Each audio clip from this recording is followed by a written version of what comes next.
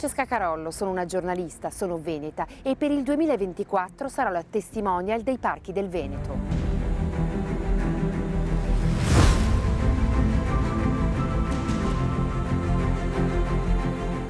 Il Parco dei Colli Ugani, il fiume Sile, la Lessinia, le Dolomiti d'Ampezzo e il Delta del Po, unitamente al Parco Nazionale delle Dolomiti Bellunesi, formano un inestimabile patrimonio del nostro Veneto.